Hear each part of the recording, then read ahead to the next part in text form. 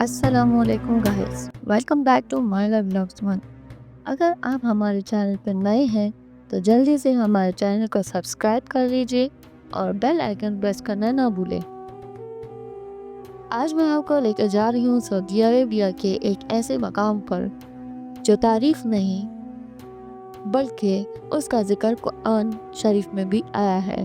جی ہاں، ہم بات کر رہے ہیں مدینہ صالح کی، وہ پراسرار جگہ جہاں کبھی ایک تاریخی اور ترقی یافتہ قوم رہتی تھی، قوم سمود۔ آپ نے یہ نام تو سنا ہوگا۔ یعنی سمود کے پاس بھیجے گئے تھے ایک پیغمبر جن کا نام تھا حضرت صالح علیہ السلام، اور یہ مقام ان کا شہر مانا جاتا ہے، اس لیے اسے کہا گیا مدینہ صالح، یعنی صالح علیہ السلام کی بستی۔ یہ مقام سعودی عرب کے شہر العلا کے قریب واقع ہے۔ پہلے اسے الحجر کہا جاتا تھا، جس کا ذکر قرآن پاک میں آیا ہے۔ قرآن میں اللہ نے فرمایا ہے، اور سمود جنہوں نے پہاڑوں کو کاٹ کر اپنے گھر بنائے، جب انہوں نے اللہ کی اونٹنی کو مار ڈالا تو ان پر عذاب نازل ہوا۔ قوم سمود ایک بہت ترقی یافتہ قوم تھی۔ ان کا ہنر یہ تھا کہ یہ لوگ پہاڑوں کو کاٹ کر گھر اور مقبرے بناتے تھے۔ اللہ نے حضرت صالح علیہ السلام کو ان کی طرف پیغمبر بنا کر بھیجا، انہیں شرک سے روکا اور اللہ کی عبادت کی دعوت دی۔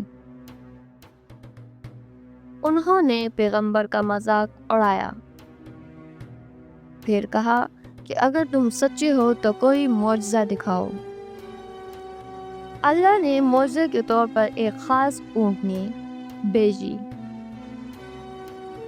صالح علیہ السلام نے کہا، اس اونٹنی کو چھونا بھی مت، اسے اللہ نے بھیجا ہے۔ لیکن ان لوگوں نے اونٹنی کو مار ڈالا۔ یہ تھا وہ حادثہ جس کے بعد اللہ کا عذاب آیا اور پورا شہر تباہ کر دیا گیا۔ آج بھی آپ مدینہ صالح جاتے ہیں تو وہاں صرف پتھر بچھے ہیں، گھر نہیں، لوگ نہیں، صرف خاموشی اور ایک سبق ہے۔ قرآن اس مقام کے بارے میں آج بھی زندہ دلیل دیتا ہے۔ حضرت صالح علیہ السلام کے بعد یہ مقام نباتین امپائر کے قبضے میں آیا۔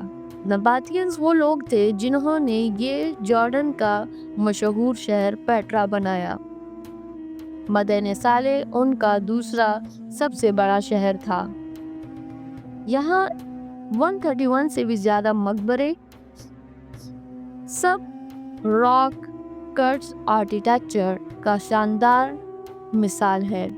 ہر مقبرہ کسی امیر یا سردار کا بنایا گیا ہے۔ اس مقبروں پر آج بھی پرانی لکھائی، نقش و نگار اور فنکار کی مثالیں نظر آتی ہیں۔ یہ مقام رومن امپائر کے تحت بھی رہا۔ 106 AD میں رومنز نے نباتینز کو فتح کیا۔ اس کے بعد کچھ عرصے تک یہ مقام رونق میں رہا، مگر پھر ٹریڈ روٹ چینج ہوا اور یہ شہر ویران ہو گیا۔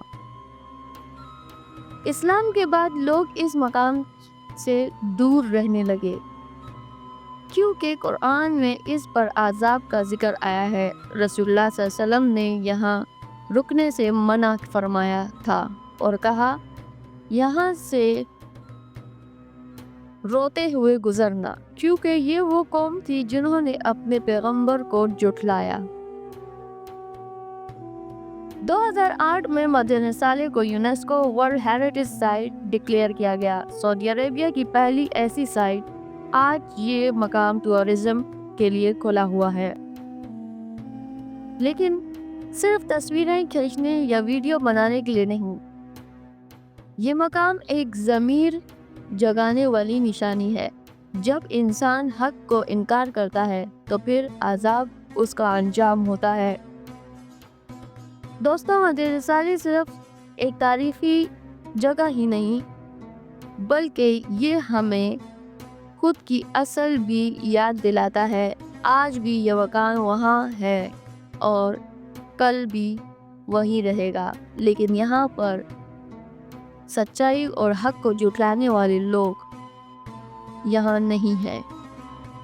مگر سوال یہ ہے، کیا ہم بھی اپنے پیغمبر کی بات مان رہے ہیں یا ان جیسے راستوں پر چل رہے ہیں؟ اگر آپ کو یہ ویڈیو پسند آئی تو ہمارے چینل مائلا ولاگز 1 کو سبسکرائب کریں، کمنٹ کریں، اور ہم سیکھنا چاہتے ہیں اور تاریخ ہمیں راستہ دکھائے۔ پھر ملیں گے ایک نئے ولاگ کے ساتھ ایک نئی تاریخی جگہ کے۔ تب تک کے لیے اللہ حافظ، اپنا خیال رکھیے، مسکراتے رہیے اور ہمیں دعاؤں میں یاد رکھیے۔